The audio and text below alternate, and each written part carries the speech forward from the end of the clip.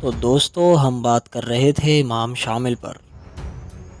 غازی ملا کی شہادت کے 2 سال بعد 1834 میں امام شامل کوکسس کے مسلمانوں اور نقشبندی طریق کے تیسرے امام منتخب ہوئے۔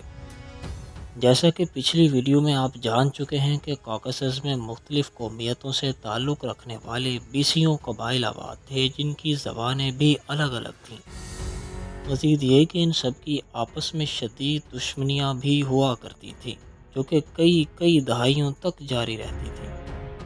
نقشبندی طریق کے دوسرے امام حمزہ جو کہ امام شامل سے پہلے 2 سال امام رہے کو قتل کرنا بھی انہی دشمنیوں کی ایک کڑی تھی، اور ان علاقوں میں جاہلانہ قسم کے قدیم رسم و رواج بھی رائج تھے، اسی طرح کے رسم و رواج جو خطہ عرب میں اسلام آنے سے پہلے ہوا کرتے تھے۔ لہٰذا امام شامل اور تحریک مریدین کے قیام کا مقصد روسیوں کے خلاف آزادی کی جنگ لڑنا تو تھا ہی، لیکن اس کے ساتھ ساتھ ان کا سب سے بڑا مقصد اس علاقے میں مکمل طور پہ شرعی نظام لانا بھی تھا۔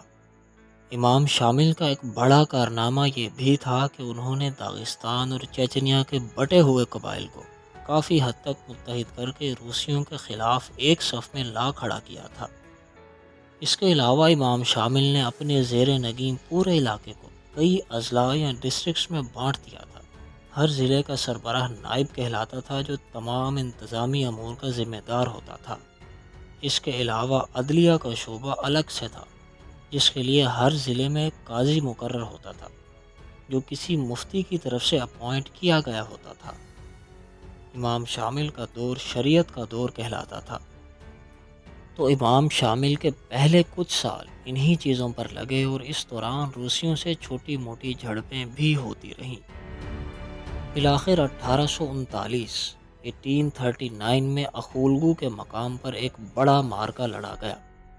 اس علاقے میں جب روسیوں کی طرف سے حملہ ہوتا تھا تو مجاہدین اور عام لوگ اوپر پہاڑیوں میں پناہ گزین ہو جاتے تھے۔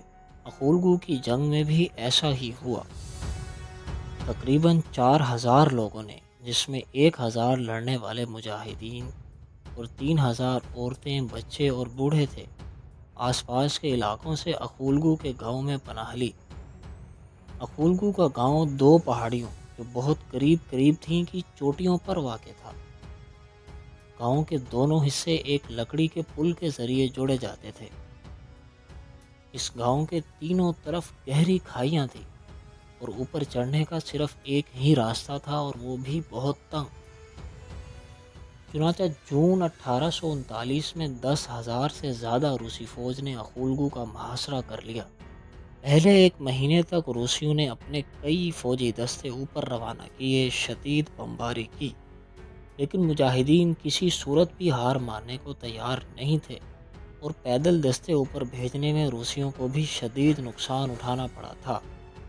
روسی جنرل گریب کو اندازہ ہو چکا تھا کہ وہ مجاہدین کو ایسے شکست نہیں دے سکتا، لہٰذا اس نے مجاہدین کو ایک چال میں پھانسا۔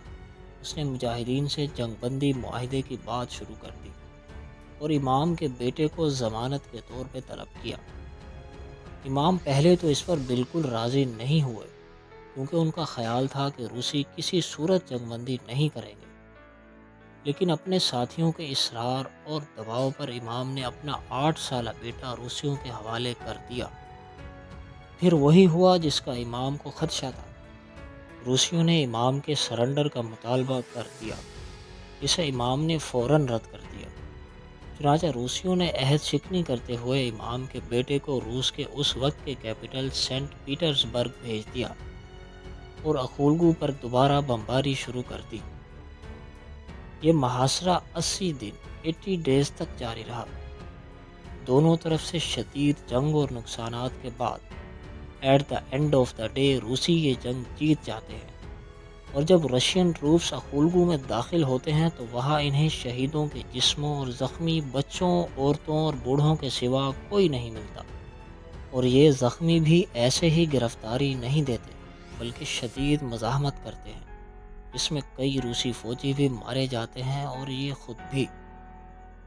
روسی ایک لاش کی شناخت کر کے امام شامل کو تلاش کرتے ہیں، لیکن امام اپنے قریبی ساتھیوں کے ساتھ پچھلی رات ہی وہاں سے فرار ہو چکے ہوتے ہیں۔ یہاں سے نکل کر امام چیچنیا کے جنگلات میں پناہ لیتے ہیں۔ اگلے ایک سال کے اندر اندر امام اپنی فورس کو دوبارہ ری اسٹیبلش کرتے ہیں اور روسیوں سے دوبارہ جھڑپوں کا آغاز ہو جاتا ہے، جس میں امام کئی کامیابیاں بھی سمیٹتے ہیں۔ اس میں سب سے بڑی فتح 1842 میں لڑی جانے والی بیٹل آف اچکیریا تھی۔ یہ پہلی دفعہ تھا جب رشینز نے امام کے مرکز دارگو پر قبضہ کرنے کے لیے حملہ کیا، لیکن دارگو پہنچنے سے پہلے ہی ایک جنگل میں نقشبندی گوریلاز اور کمانڈوز نے گوریلا ٹیکٹکس کا بہترین استعمال کرتے ہوئے جنرل گریب کی کمانڈ میں ان رشین ٹروپس کو بری طرح کاٹ ڈالا۔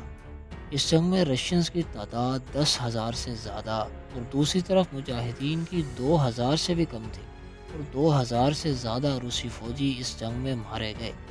رشینز کے لیے یہ جنگ ذلت کا باعث اس لیے بھی بنی کہ اس جنگ میں ان کے اگینسٹ امام شامل نہیں بلکہ ان کے 2 نائب تھے، اور خود امام تو کسی اور جگہ کسی اور محاذ پہ جنگ کر رہے تھے، اور رشینز نے ان کی اسی غیر موجودگی کا فائدہ اٹھانا چاہا تھا۔ یہ روسیوں کی ایک بہت بڑی شکست تھی۔ اس کے بعد تقریباً اگلے 10 سالوں تک داغستان اور چیچنیا کی سرزمینوں پر امام شامل کی فورسز کا غلبہ رہا۔ اسی سال کاکسس میں روسی فوج کی کمان جنرل نیڈ ہارٹ کے ہاتھ آتی ہے۔ یہ جنرل آتے ہی ایک بڑا دلچسپ کام کرتا ہے۔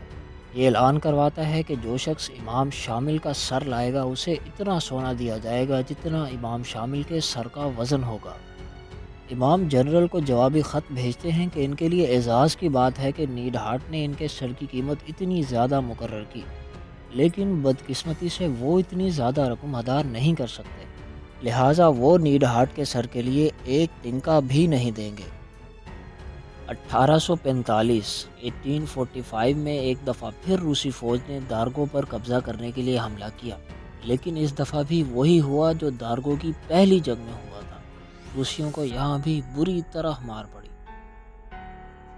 کریمین وار کے دوران، جس میں سلطنت عثمانیہ، برطانیہ اور فرانس کے اتحاد نے روس کو شکست دی تھی، امام شامل نے برطانیہ اور سلطنت عثمانیہ دونوں سے مدد کی درخواست کی تھی، کیونکہ یہ روسیوں کو کاکسس سے نکال باہر کرنے کے لیے ایک سنہری موقع تھا، لیکن کوئی بھی امام شامل کی مدد کو نہیں آ پایا۔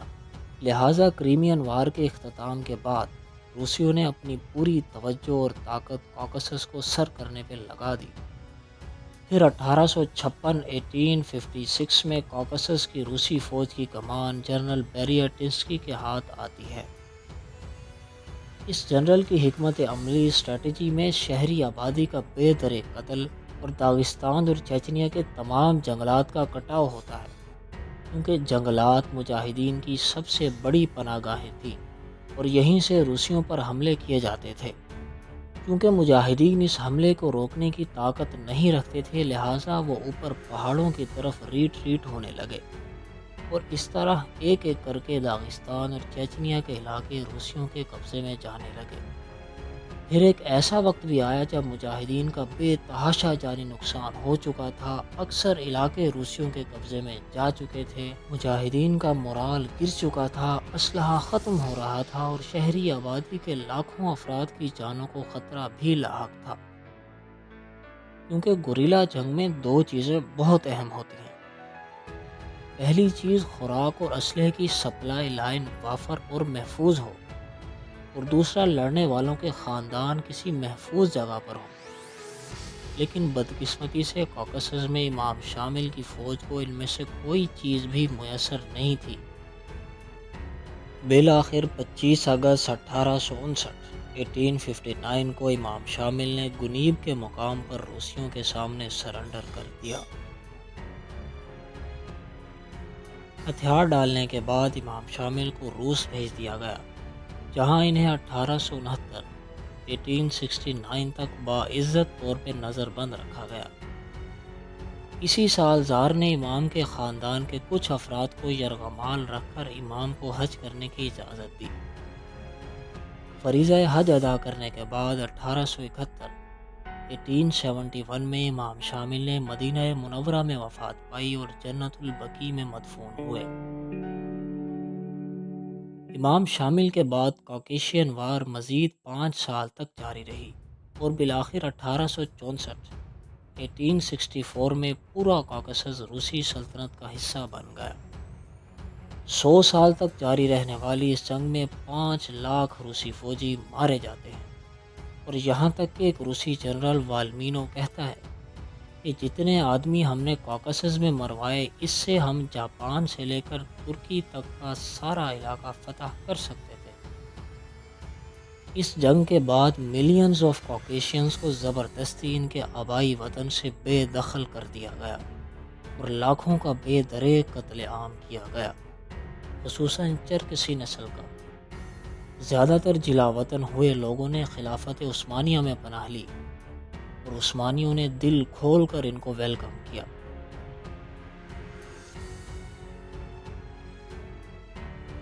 روسی اس علاقے پر قبضہ تو کر چکے تھے، لیکن چھوٹی موٹی جھڑپیں اور بغاوتیں یہاں پہ ہوتی رہیں، یہاں تک کہ 1917 میں پہلی جنگ عظیم کے دوران چیچنیا، داغستان اور 2-3 مزید علاقوں نے روس سے آزادی و خود مختاری کا اعلان کر دیا اور اپنی گرینڈ ریاست کو mountainous republic of the northern Caucasus کا نام دیا۔ لیکن 1921 میں جدید روس کے قیام کے بعد روسیوں نے اس پر دوبارہ قبضہ کر لیا اور ان علاقوں کو نیم خود مختار کر دیا گیا۔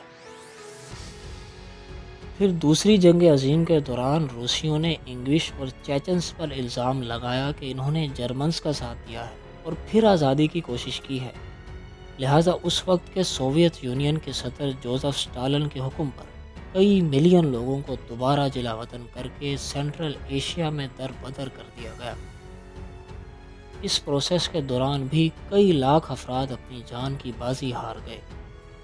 1957 میں سوویت یونین کے لیڈر خروشیو نے پوری دنیا میں بکھرے چیچنز کو دوبارہ اپنے وطن میں واپسی کی اجازت دی۔